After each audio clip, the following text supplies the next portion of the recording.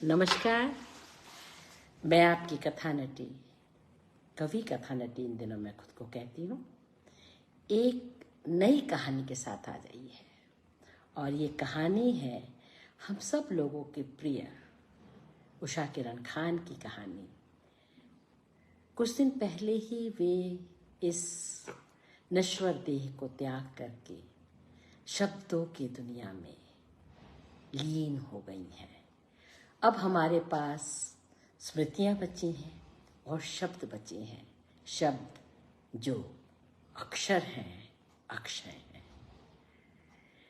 तो इन्हीं शब्दों में वो अब हमारे साथ जीती हैं और आज मैं जो उनकी कहानी पढ़ने जा रही हूँ वो कहानी उनको बहुत प्रिय थी, धूप धान।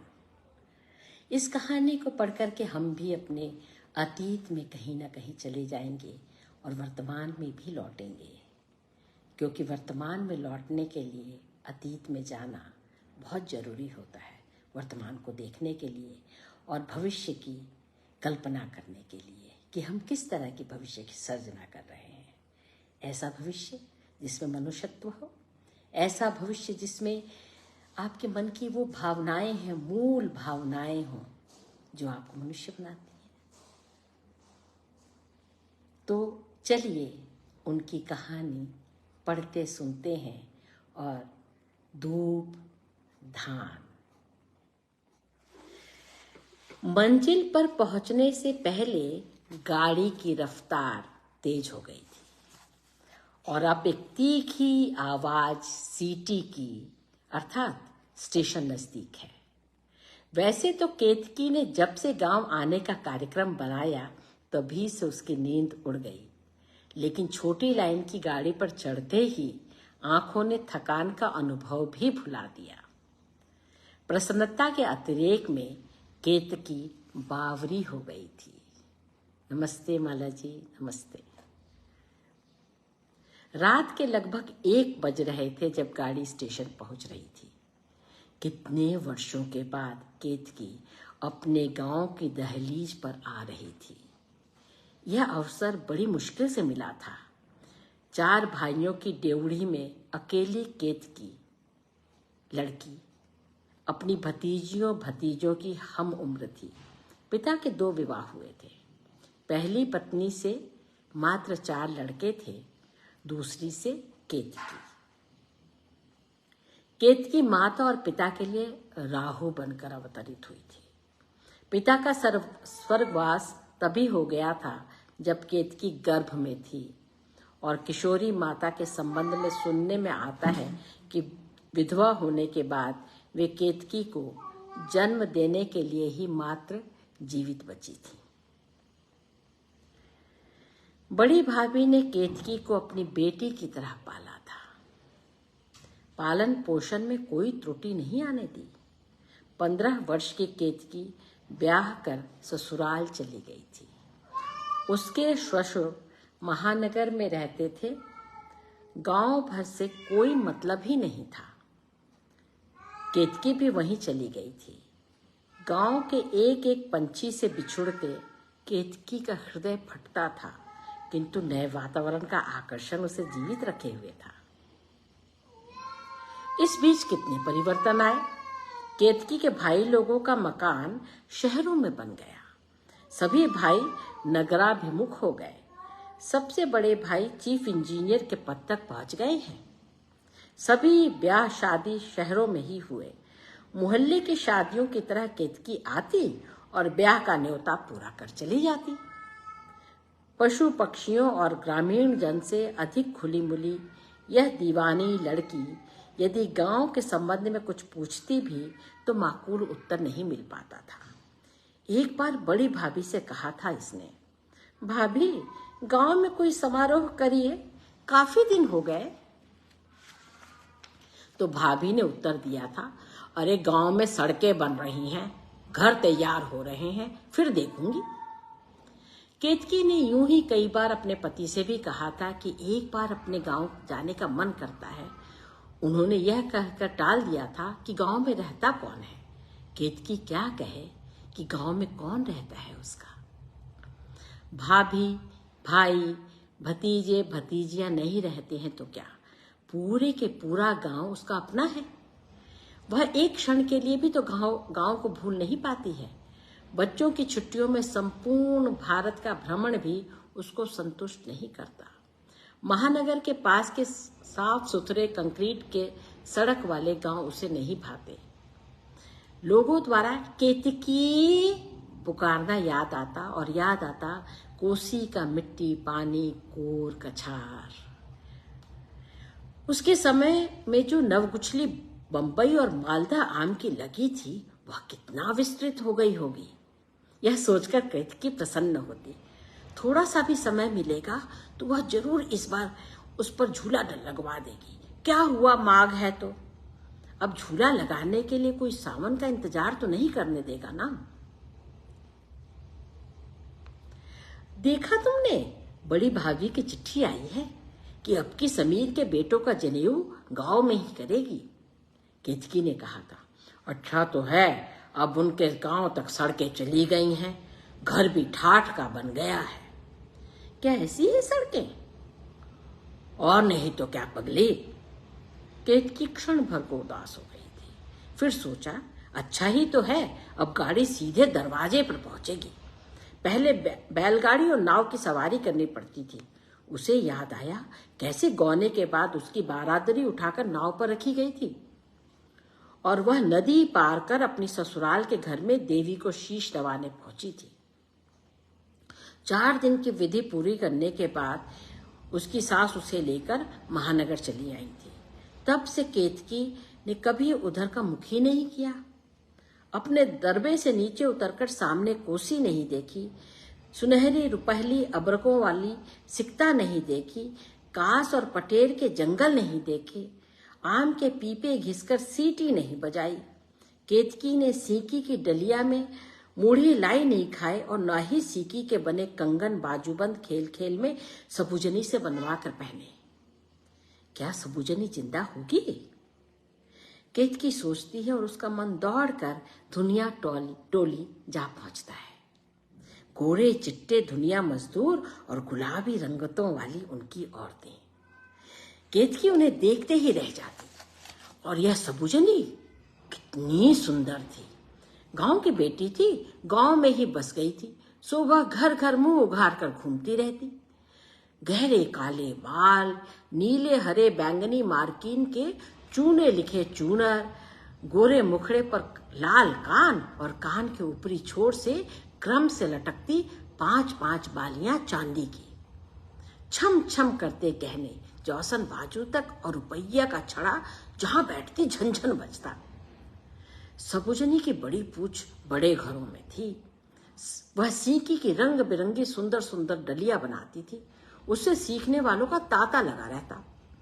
सबुजनी की 2 बेटियां फूल और सत्तो ब्याह कर ससुराल आने जाने लगी थीं और बेटा रहीम कुदाल कंधों पर रखने लगा था। उसी से केतकी सीकी का बाला झुमका बनवा कर पहनती, फिर तोड़कर फेंक देती थी। सबुजनी लाड़ भरी झिड़की देकर फिर रंगी सीकी से केतकी के लिए कंगना बनाने लगती थी। केतकी को सबुजनी का जोर से कतीकी पुकारना याद आता है। उसे याद आता है कैसे इस्लाम धर्म मानते हुए भी सबुजनी जीतिया और छठ करती थी। छठ की डलिया में सिर्फ फल फूल देकर एक बार केतकी ने टोका तो उसने कहा था, अरे मैं मुसलमान हूं ना, मेरे हाथ का पकाया हुआ भोजन सूर्य देवता कैसे पाएंगे, इसीलिए फल फूल लेकर अर्घ्य चढ़ाती हूं। ऐसे देवता को क्यों अर्घ्य चढ़ाती हो जो तुम्हारे मुसलमान होने के कारण छूत मानते हैं? मत चढ़ाओ, केतकी ने आवेश में कहा था। जीभ काटकर कान पकड़ते हुए सबुजनी ने ऐसा बोलने से मना किया और डांट भी बताई। कहा, आज क्षमा मांग लो, देवता पितर के बारे में ऐसा नहीं कहते हैं ना, क्षमा मांगो। तब लाख यह समझने पर कि वह कैसे जानती है भगवान किसका खाते हैं किसका नहीं, वह कुछ सुनने को तैयार ही नहीं हुई थी। जैसे ही निर्मल सौंदर्य की स्वामिनी थी वैसा ही हृदय भी था उसका। जाने अब यदि जीवित होगी तो कैसी होगी भी या नहीं, कौन जाने। उनके पास कोई अपनी जमीन तो होती नहीं थी कि एक स्थान पर टिके रहें। जहां रोजी मिली होगी चली गई होगी। नैहर की मिट्टी खाकर कोई थोड़े जी सकता है, खाएगा तो अनाज ही ना। जमीन वाले ही कौन अब जमीन पकड़कर बैठे रहते हैं, उससे असीमित आवश्यकताएं कहाँ पूरी पड़ती हैं। केतकी के ही एक भाई चीफ इंजीनियर हैं, दूसरे डॉक्टर और बाकी 2 बड़े ठेकेदार। सबकी कोठियां राजधानी में बनी हैं। बच्चों की शादियां भी कैसी ही हुई हैं और केतकी के पति भी तो उतनी बड़ी संस्था के विज्ञापन मैनेजर हैं। मोटी तनख्वाह, गाड़ी, महानगर में अपना मकान। मैट्रिक पास केतकी, उसने महानगर में ही रहकर के एमए और पीएचडी कर डाली। देश विदेश घूमने से ही फुर्सत नहीं मिलती। छुई मुई सी केतकी जो फूल की तरह कोमल थी अब गदरा कर भव्य महिला हो गई है। गांव जाना है यह सुनकर उतावली हो आई थी केतकी। अपने वार्डरोब में देखा, एक भी सूती प्रिंट या तांत की साड़ी नहीं थी। यहां सिंथेटिक के सिवा कोई सूती पहनता ही नहीं। महरे भी सूती साड़ियां धोना नहीं जानती। हाउस कोट तक केतकी के पास इंपोर्टेड थे। पति के ऑफिस जाने के बाद सीधी वह राजस्थान एम्पोरियम चली गई और कुछ सूती रंग बिरंगी चुनरे खरीद लाई। बड़े स्टील के तह वाले बक्से के नीचे रखी हुई उसने वह पीली विष्णुपुरी साड़ी निकाली। उसे निकालकर बहुत देर तक हाथ फेरती रही। लगा किशोर के कोमल सपनों को सहला रही है। इसे ही जनेऊ के दिन पहनेगी केतकी। आलता, बिछुआ और लौंग पहनकर कैसी लगेगी इस विष्णुपुरी साड़ी में। कल्पना में देर तक डूबी रही केतकी। उसे बहुत धुंधली याद है, छोटे चाचा का गौना था, बहू आने वाली थी। घर आंगन लग रहा था जैसे खिल खिल हंस रहा हो। कोठरियां और चौबारे, दालान और खलिहान सब गोबर से लिपा पुता था। कोहबर में बारादरी में बैठे बरकनिया, पुरैन के धड़, बांसवन, केले के थम, नाग नागिन के जोड़े और शुक-शुकी के रूप में विधविधाता। चावल के घर और लाल हरे सुग्गे चटक रंगों से लिखे गए थे। नीचे फर्श पर भी ऐपन में चटाई लिखी हुई थी।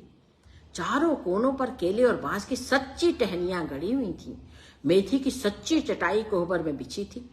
कोहबर से लेकर चौबारे तक अष्टदल और सीताराम के पदचिन्हों का ऐपन था और कर्णपुट वाली नाउन कटोरी में रंग घोलकर सभी कन्यों बहुआसिनों का पैर रंग रही थी। महानगर में यह सब कहाँ। केतकी की अपनी ननद का ब्याह हुआ था तो नैना जोगिन बड़े कागज के पन्ने पर लिखा गया था। सेलो टेप से वॉलपेपर के ऊपर चिपका दिया गया था। अभी भी उसे हंसी आती है याद करके। कैसे मिसेस चावला और बचानी ने कहा था कि यह डिजाइन तो बेहद मॉडर्न है, 2 एक उन्हें भी लिवा दें। केतकी को सचमुच हंसी आती है कैसे उनके ग्रामीण संस्कार का यह अविभाज्य अंग, वह ऐपन और पुरहर, अब कोहबर से उठकर ड्राइंग रूम तक चला आया है। अरे नहीं, गलत सोचती है केतकी, वह तो विश्व प्रसिद्ध हो गया है। मिट्टी के हाथी पर रखी गौरी की पूजा करती हुई केतकी की ननद का झुंझलाया हुआ चेहरा याद आता है, जब उसकी एक विदेशी मित्र ने उससे कहा था कि कितना सुंदर टेराकोटा आर्ट है। यह सब देखकर केतकी मुस्कुराने के सिवा कुछ नहीं कर पाती। गाड़ी स्टेशन पर आ गई है। चांदनी रात है लेकिन घनी धुंध जमी है। स्टेशन की इमारत अब भव्य, पहले यूं ही सी थी, नई बनी है लगता है। इस इलाके के कई प्रभावशाली नेता मंत्री बनते रहे हैं, तो यह भी ना हो। गाड़ी लेकर एक चचेरा भाई आया है। कुछ वर्ष पहले यह फटी चादर और धोती के सहारे जाड़ा काटता था, किंतु अभी ऊनी कोट पैंट पहने हैं। गाड़ी में सामान रहकर उसने पूछा, अब सुनिए, क्या इतनी रात को गांव चलना ठीक होगा? केतकी जी चाहे तो सर्किट आउट भी रिजर्व करवाया है। केतकी को उतावली थी, उसने बेसाख्ता कहा, नहीं नहीं, अभी गांव जाऊंगी, गाड़ी है, कितनी देर लगेगी?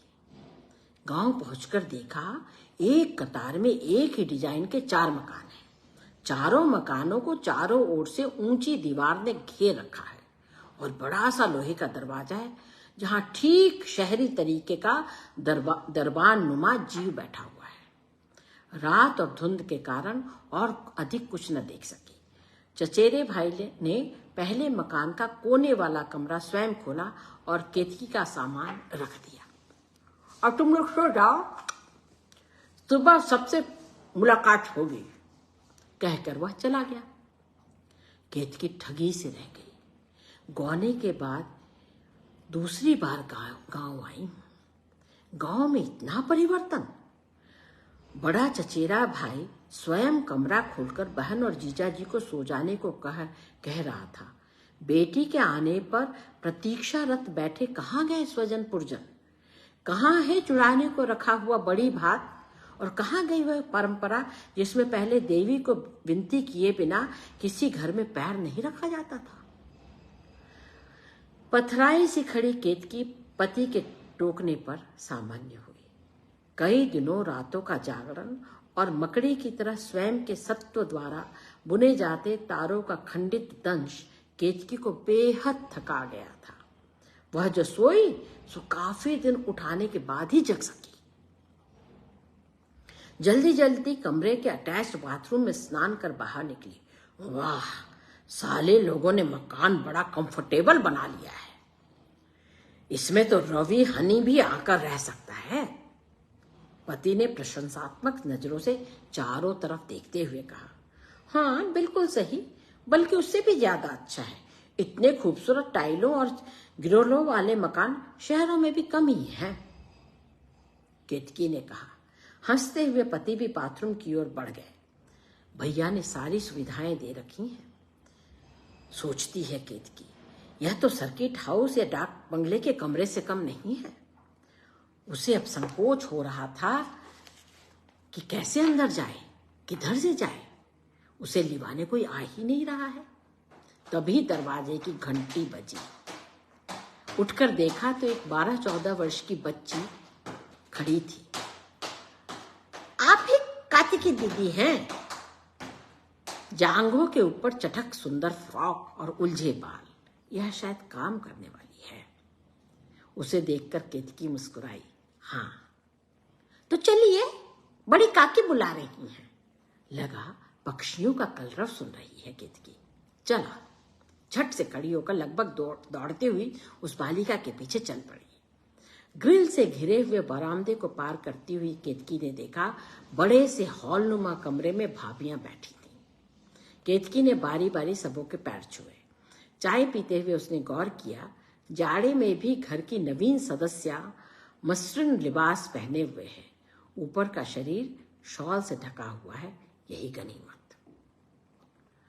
और तुम रात देर से आए। मैंने रामविलास को कह दिया था कि तुम लोगों को गेस्ट रूम में ठहरा दे। कोई परेशानी तो नहीं हुई? नींद तो आ गई? बड़ी भाभी ने औपचारिक आत्मीयता से पूछा।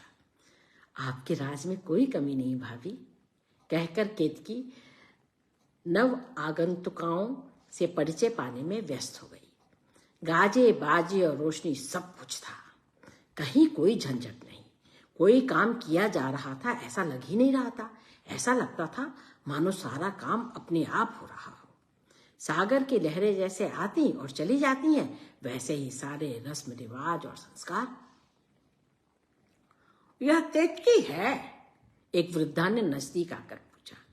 हाँ, मैंने पैर छुए थे आपके, केतकी ने सफाई दी। अरे कम दिखता है बेटी, एक वेदांती वृद्धा ने कहा। अरे बेटी, तुम्हें जमाए बाबू मानते हैं ना? उसकी आंखों में संदेह लहरा रहा था। वह चुटकियों में उसकी साड़ी पकड़े हुए थी। हाँ, क्यों? केतकी अचंभित थी। तूने कैसी साड़ी पहन रखी है? देख तो वे सब कैसी पहने हैं। फिर तू तो बड़े घर बर से ब्याही थी। अब केतकी को लगा कि उसने सचमुच गलती की। भड़कदार आधुनिक साड़ियां नहीं लाई। भाभी लोगों के सामने तो आंखें चुरा ही रही थी, गांव की इन वृद्धा काकी के सामने भी लज्जित हो गई। शुभ शुभ कर यज्ञोपवीत का सारा कार्यक्रम समाप्त हुआ। केतकी अपने गांव को देखने की लालसा को न्योत लाई। भाभी जरा गांव देखती। केतकी ने बड़ी भाभी से पूछे बिना कभी घर के बाहर कदम निकाला ही नहीं। वे मुस्कुराई। ठीक है, देख आओ, तुम बदली नहीं जरा भी। केतकी ने उसी छोटी लड़की को साथ लिया और चल पड़ी। बड़ी सी चहार दीवारी के बाहर भी चौड़ी कंक्रीट की सड़क, चंद कदमों पर पनबिजली निकालने वाला विशाल यंत्र, विद्युत ग्राम। अब उसे यज्ञोपवीत के दिन की वह शहरी पार्टी याद आई। सचमुच उस दिन उतनी सारी कॉस्मोपॉलिटन स्त्रियों को देखकर मन दुखी हुआ था। यह सब शो गांव में नहीं होना चाहिए था, उसने सोचा।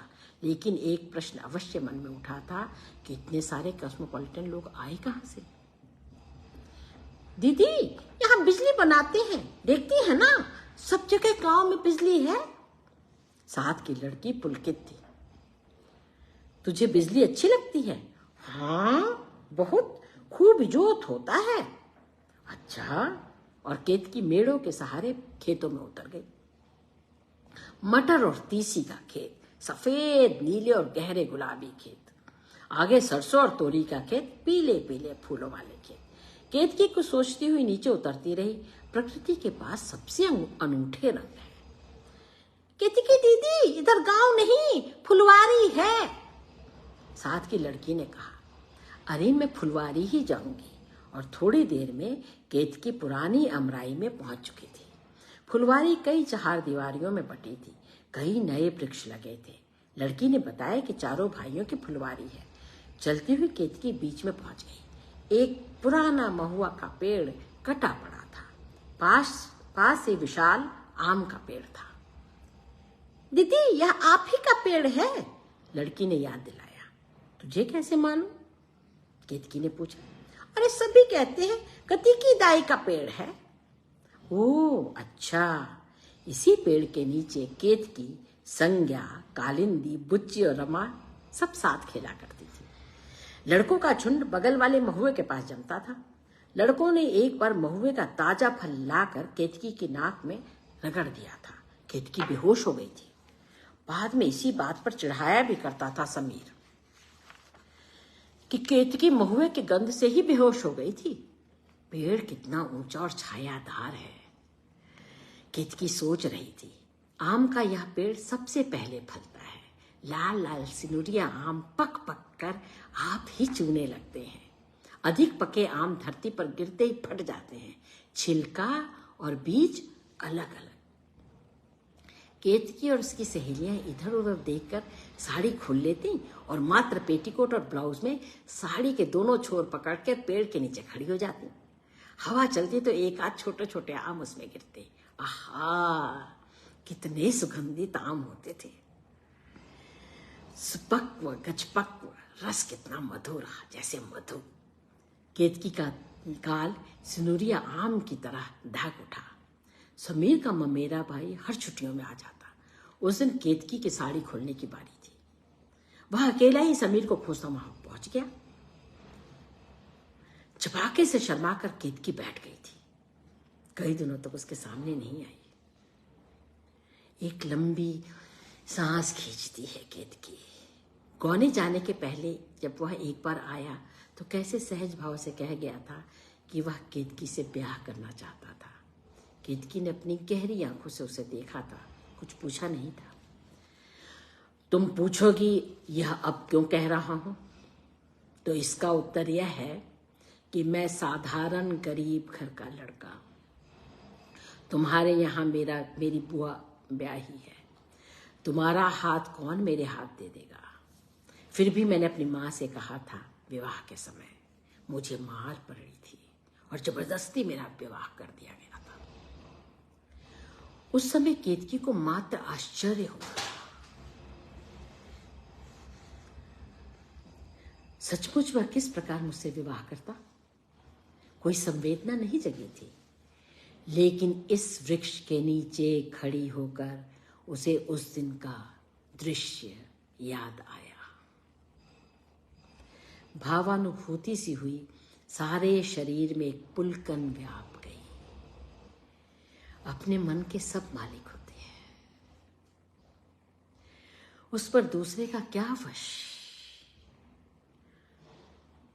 फिर जोर की आवाज से ध्यान भंग हुआ। चहार दीवारी से निकलकर देखने लगी केतकी, कौन दहाड़ा इतनी जोर से। देखा सरसों तीसी मटर के खेतों के पार वाले खेत में ट्रैक्टर चल पड़ा है। दूर दूर तक कहीं हल बैल नहीं दिखते। अब बड़का काका का खेत है, मकई के लिए तैयार हो रहा है। मेरा बाबू ड्राइवर है, लड़की ने गर्व से बताया। अचानक दहाड़ जैसे स्वर से वातावरण की तरह केतकी का ध्यान भी भंग हुआ। कलेजा धक धक कर रहा था। कलेजा संभालते हुए उस लड़की से पूछा, तुम किसकी बेटी हो? रामप्रीत की। बैजू तुम्हारा दादा था? हाँ। केतकी को स्मरण हुआ आया, बैजू उन लोगों का अगला हलवाहा था। सिर पंचमी के दिन पसेरी दान के बिना हल ही नहीं उठाता था। जब तक हल का फाल धान में पूरी तरह नहीं डूबे, उसके लिए ऐपन का थड़, यूं कहती हूँ, उसके लिए ऐपन का थड़ भी बड़ा बनाना पड़ता था। पीठ पर पिठार सिंदूर का थप्पा लिए दिन भर घूमता रहता। कहता, केतकी दाई का आशीर्वाद ही है। मन में आया, पूछे, क्या ट्रैक्टर भी सिर पंचमी में ऐपन चढ़ता है? फिर स्वयं ही अपने आप पर हंसी आई। वह मन ही मन नचारी गुनगुनाने लगती है। अमिया चुबिया भूमि खसत बाघंबर जागत है। आहे होयत बाघंबर बाघ, बस हाथ धरी खायत है। शिव को पार्वती नृत्य करने को कहती हैं। शिव अपना डर पार्वती को बताते हैं कि उनके नाक से अमृत बूंदे बाघंबर पर गिरेंगी। बाघंबर बाघ बन जाएगा और बसहा बैल को ही खा जाएगा।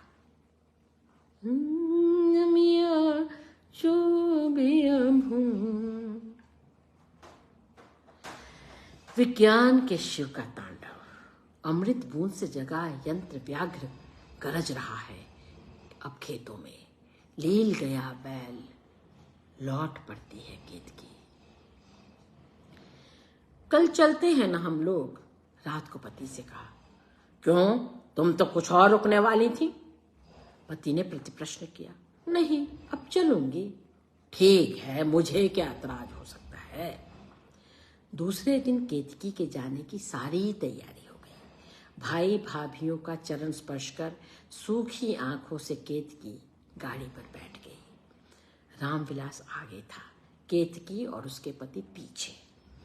गाड़ी थोड़ी देर में ही हवेली छोड़कर आगे बढ़ गई। गांव के पास आ पहुंची केतकी। कंक्रीट की ऊंची सड़क के किनारे मिट्टी के टीले पर बसा जाना पहचाना गांव। उखल मूसल चलाती औरतें, अधनंगे बच्चे, नाक बहाते बच्चे, गाय बैलें। रामविलास भैया, गाड़ी रोकिए ना। ए रामविलास भैया, जल्दी से गाड़ी रोकिए। केतकी उतावली होकर कह उठी। गाड़ी रोककर रामविलास पीछे देखने लगा और केतकी, गोड़ू लागू पैया पड़ो रे भैया रे, कहरिया पल एक दियो बिलमाए रे। और गाड़ी रोक दीजिए, मैं जरा गांव में जाऊंगी। वह झट से उतर करके सड़क से जुड़ी पगडंडी से उतर गई। पीछे पीछे रामविलास मुस्कुराता हुआ चला। पहला ही घर तो सबुजनी दीदी का है। सामने खजूर की चटाई पर बैठी थी सबुजनी।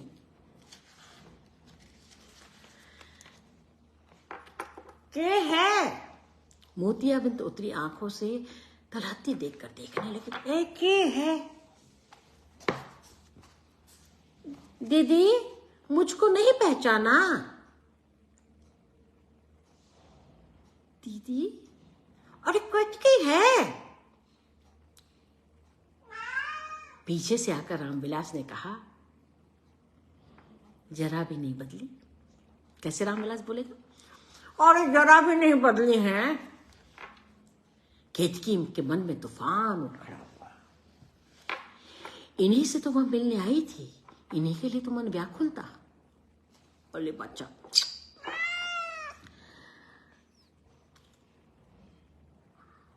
अरे बापू, कब के समीर बाबा के बेटा के जन्म में आई हो? केतकी बोल नहीं पा रही थी। रामविलास ने ही कहा, हाँ अभी लौट के जा रहे हैं। सबुजनी के गोरे झुर्रीदार चेहरे पर हर्ष की लहर दौड़ गई। अरे कचकी आई हैं, अरे कचकी आई हैं। अच्छा हुआ गांव समाज देखने आ गए। आज तो बिना माँ की बेटी, अरे हम सबके बेटे हैं ना। अरे कहाँ गई सुलेमान की कन्या? कन्या जा सोना सिंदूर लिया, केतकी की मांग भर, और एक चुटकी दान धूप लिया, खोंचा भर दे। भीड़ जैसा समा हो गया था। एक बहू दौड़ के अंदर से सारा सामान ले आई। भाभी तो खोचा देना ही भूल गई थी। रेशमी आंचल की खूंट आप से आप खुल गई। धूपधान के लिए मन उदास था। और कचकी, आज मेहमान कहाँ है बेटे? गाड़ी में है, जल्दी कीजिए, ट्रेन छूट जाएगा।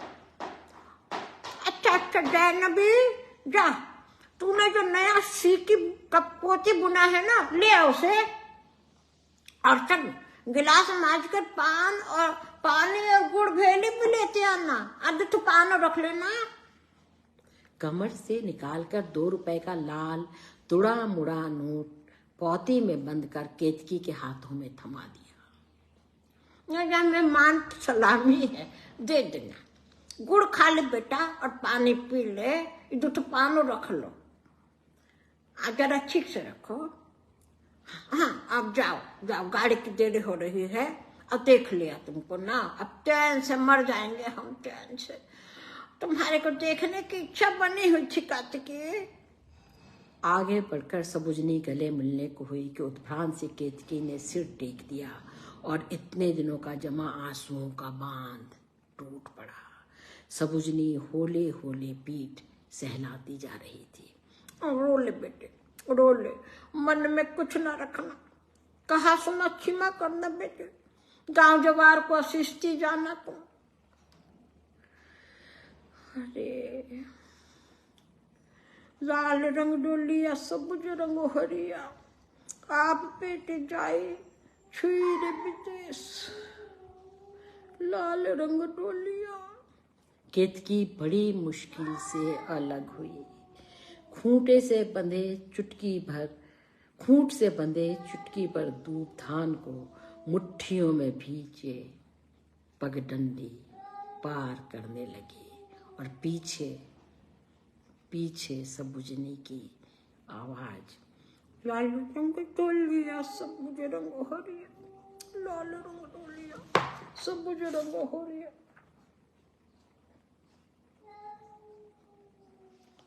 उषा दीदी को प्रणाम करते हुए, कितने रंग हैं इस कथा में, कितने भाव है इस कथा में, कितने कितने जन्मों की कहानी है यह। ये सब स्मृतियाँ हमारी थाती हैं और इन्हें संभाल कर रखना हम लोगों का फर्ज भी है और धर्म भी।